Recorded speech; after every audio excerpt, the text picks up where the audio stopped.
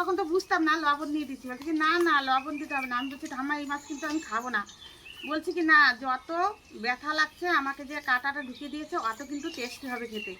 তো শিঙি মাছে নাকি বলছে যে শিঙি মাছের বিঙি কাটা, ট্যাংরা মাছের 3 কাটা। যদি আমার হয়তো 3 কাটা জলে নামতো কোন ব্যাটা, শিঙি মাছে কিন্তু ট্যাংরা মাছকে বলছে।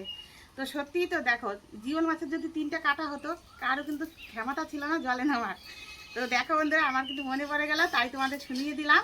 তো দেখো বন্ধুরা মাছ ভাজতে ভাজতে কিন্তু একটা জিনিস কিন্তু আমার মনে পড়ে গেল, কি বলো তো? যখন আমরা ছোট ছিলাম তখন আমার ঠাকুমাকে এই শিঙি মাছে কিন্তু কেতা দিয়েছে, মানে হাতের মধ্যে ঢুকিয়ে দিয়েছে। তখন আমাকে বলছে কি দিদি এদিকে তো এদিকে তো। আমি বলছি কি হয়েছে?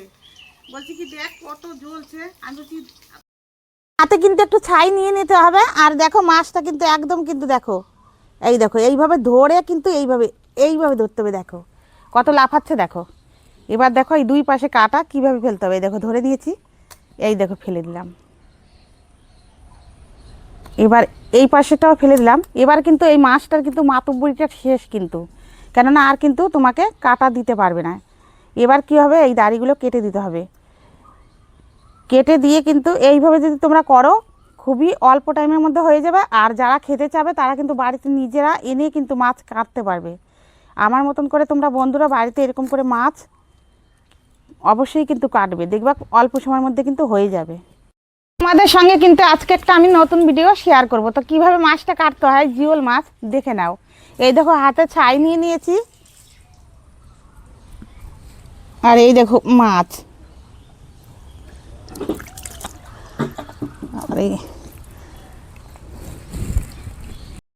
দেখো বন্ধুরা আমি কিন্তু ছাই দিয়ে ধরে নিলাম। দেখো এইবার এই মাছটাকে আমি ধরে নিলাম, কিন্তু ধরে নিয়ে কিন্তু এই পাশের কাঁটাটা প্রথমে এইভাবে ফেলে দিতে হবে। এই দেখো একদম দেখো নাই, এটা কিন্তু ফেলে দিয়েছি। এই দেখো এরকম করে এক এক করে কিন্তু এই মাছগুলোকে কেটে নিতে হবে। কিভাবে কাটবো দেখো, এইভাবে এই যে মুড়াটার এই দাড়িগুলো না, দাড়িগুলো ফেলে দিতে হবে। কেননা যখন রান্না করবা তখন কিন্তু ওটা ভালো লাগে না দেখতে, ওই জন্য ওগুলো ফেলে দিতে হয়। আর এইদিকে কিন্তু পিঠে যে থাকে নরম ইগুলো, এটা কিন্তু ফেলে দিতে হবে। ফেলে দিয়ে কিন্তু এই লেজটা ফেলে দিয়ে এইভাবে দেখো এইভাবে মাছটাকে ধরে নিলাম, আর এইভাবে দেখো ফেলে দিলাম। ব্লগ থেকে তোমাদের একটা নতুন রান্না দেখাবো। কি দেখাবো বলো তো? আজকে কিন্তু আমি জিওল মাছ দিয়ে কষা কষা করে কিন্তু ঝোল করব। কিন্তু আমি নুন দিয়ে দিলাম, তারপরে কিন্তু দেখো হলুদের গুঁড়ো দিয়ে দিলাম। এখন ভালো করে মাছটাকে মাখিয়ে নেবো। আর এদিকে দেখো কড়াইটা কিন্তু গরম হয়ে গেছে, আমি কিন্তু তেল দিয়ে দিচ্ছি। তেলটাকে ভালো করে নেড়ে চেড়ে দিচ্ছি। দেখো কত সুন্দর গরম করে দিয়েছি, ধোঁয়া বাড়াচ্ছে দেখো। এখন কিন্তু আমি মাছগুলোকে ভালো করে মাখিয়ে নেবো নুন হলুদের গুঁড়ো দিয়ে। আর দিয়ে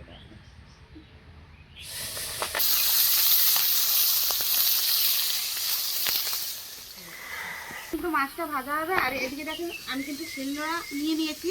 এদিকে কিন্তু বাকি মশলাগুলো করে নেবো। কী কী মশলা দেবো দেখো, ক্যাপসিকাম নিয়ে নিয়েছি, আর কাঁচা লঙ্কা নিয়ে নিয়েছি, টমেটো কুচি নিয়েছি, আদা নিয়েছি, রসুন নিয়েছি, পেঁয়াজ কুচি নিয়েছি, আর এই দেখো কাঁচা জিরে। এগুলো সব কিন্তু আমি বেটে নেবো মাছটা ভাজা হতে হতে। তো চলো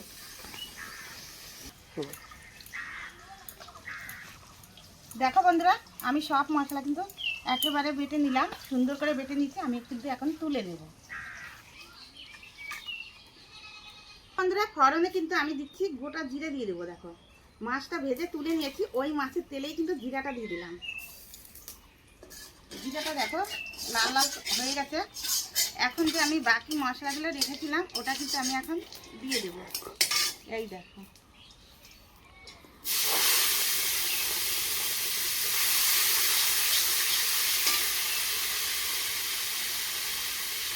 আমি পরিমাণ মতন নুন দিয়ে দিলাম, আর হলুদের গুঁড়ো কিন্তু এই দিয়ে দিলাম। দেখো ভালো করে মশলাটাকে কষিয়ে নিতে হবে।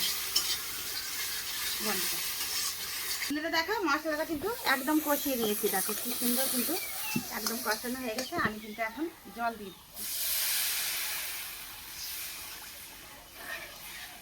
তো আমি হালকা কালারের জন্য কিন্তু কাশ্মীর লঙ্কার গুঁড়ো দিয়ে দিচ্ছি। দেখো এখন দিয়ে দিলাম, কেন একটু জাল হবে ফুটবে, তাহলে কিন্তু ধরবে না খাওয়ার সময়, ওই জন্য কিন্তু এখন দিয়ে দিলাম।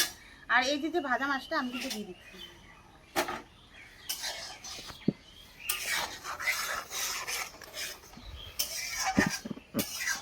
কি সুন্দর করে কিন্তু কষা কষা করে হয়ে গেছে রান্না করা। এখন আমি যে নামানোর আগে কিন্তু আমি একটু গরম মশলা অ্যাড করে দেবো।